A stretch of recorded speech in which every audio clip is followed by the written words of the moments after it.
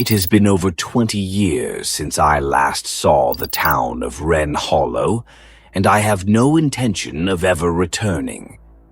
Still, there are nights when the memories seep in like fog under a door, uninvited and heavy with moisture.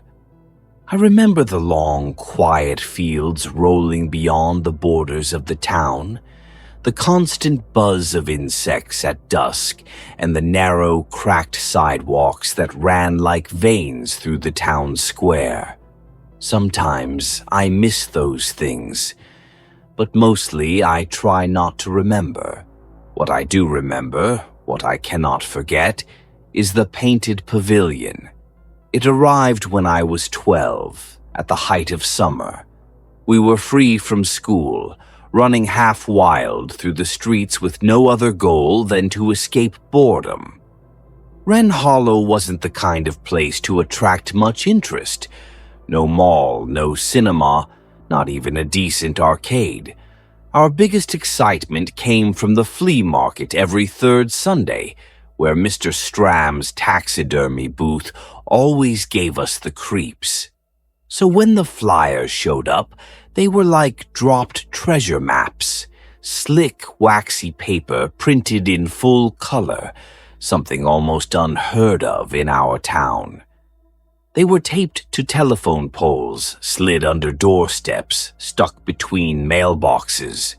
One showed a carousel with enormous horses painted in impossible colors.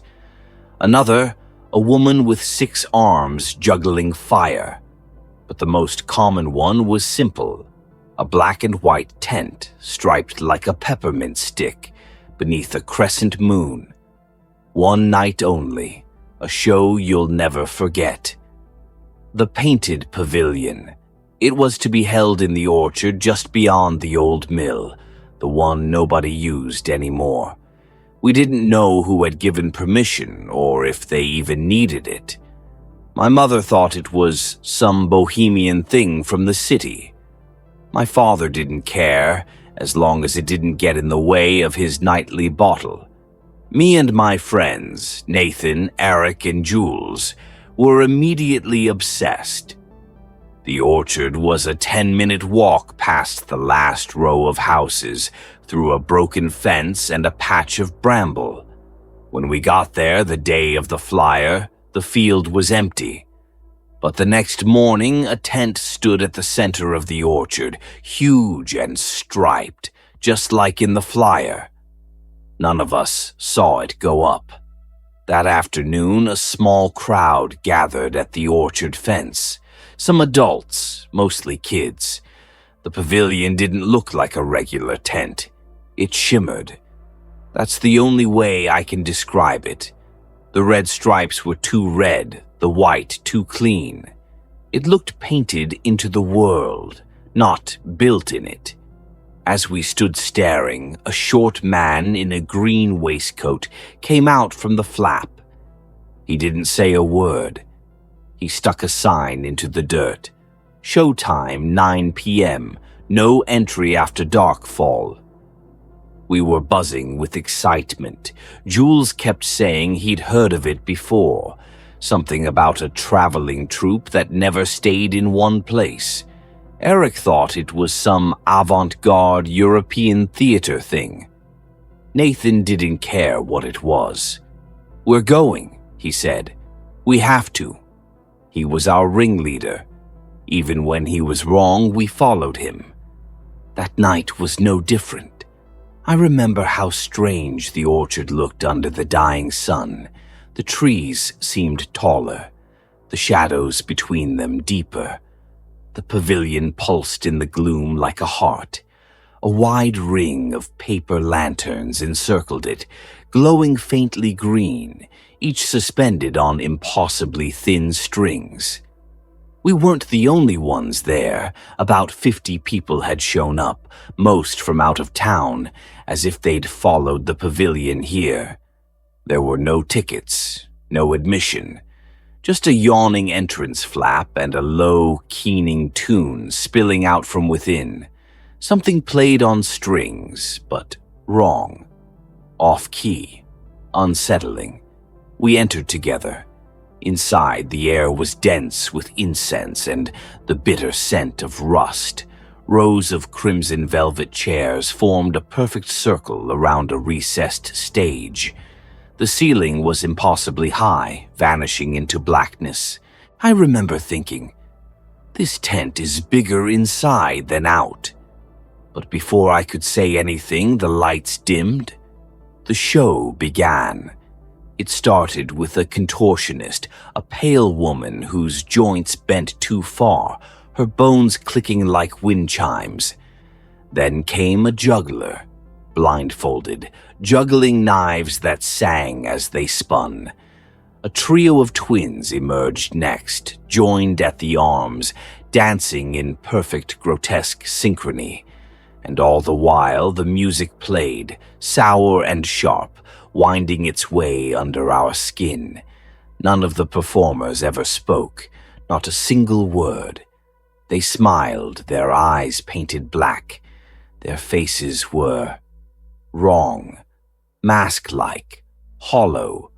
After each act, a man in a tall hat stepped on stage.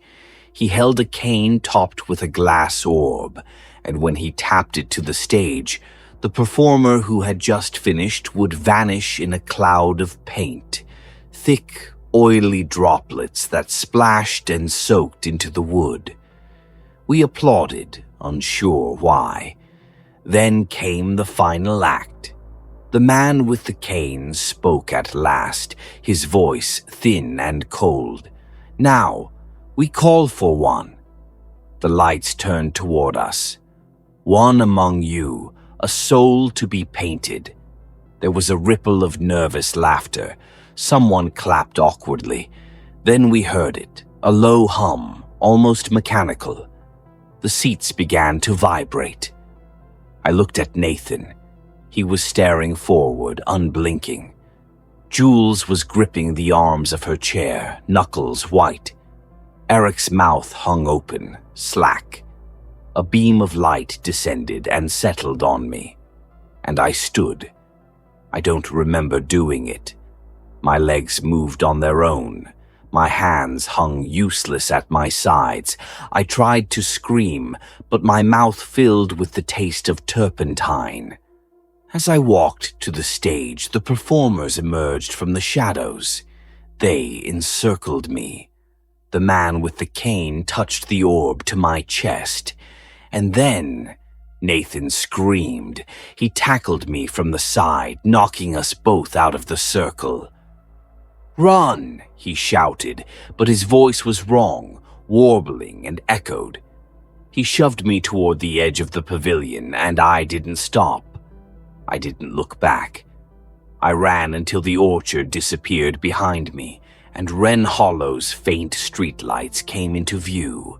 The pavilion was no longer visible, not from the fence, not from the road. They never found it again.